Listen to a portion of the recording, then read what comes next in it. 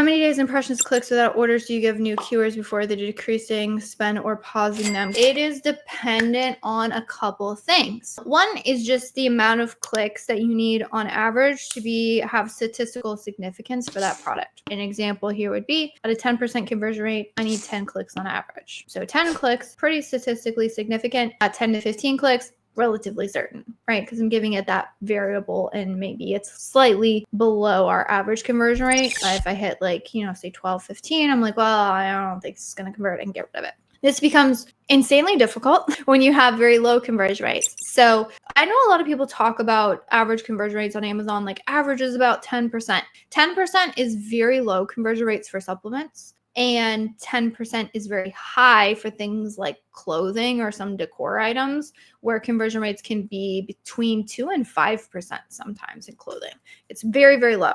At a 2% conversion rate, I need 50 clicks on average to generate an order. If I need 50 clicks and my cost per click is, say, like, I'll just make it round numbers so I can do the math easy in my head. $1, that takes me 50. That means I have to spend $50 to determine if that's going to convert.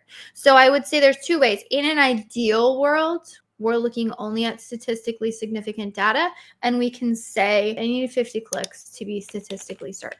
Probably 52, 55 or something. Give it some wiggle room. Again, with that being said, the reason why that's so difficult is because you end up with a scenario where it's like death by 1,000 cuts. You're like, I need 50 clicks on average. I got like 10 clicks here and I got 5 clicks here and I got like, what am I doing? So this case, what can be helpful, there's a couple ways you can do it. You can have sort of a sliding scale where your algorithm will determine, for every single click, we get more data. So you can sort of forecast out what like an ACoS target or something would look like, and then maybe cut it off before you overspend on that target. That would be a little bit more aggressive in terms of your optimizations. And so the other thing that we take into account here is just what is the overall performance of that particular product. This is getting really deep in the weeds in terms of bid optimizations. I'm actually working on a guide right now. This guide is taking me longer than I think because there's a lot of if-then scenarios in this case, and this is one of them. So what we found is that you really want to take into account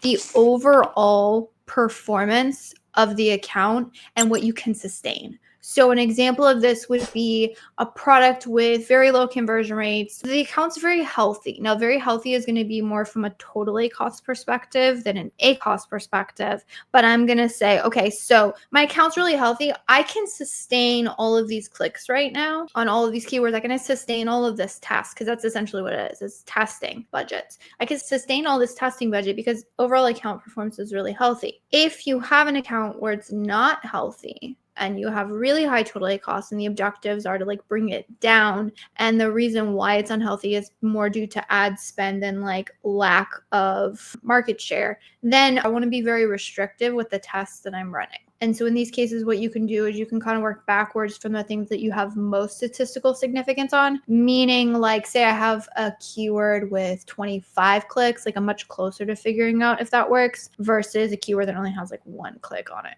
right? So you can kind of work backwards there.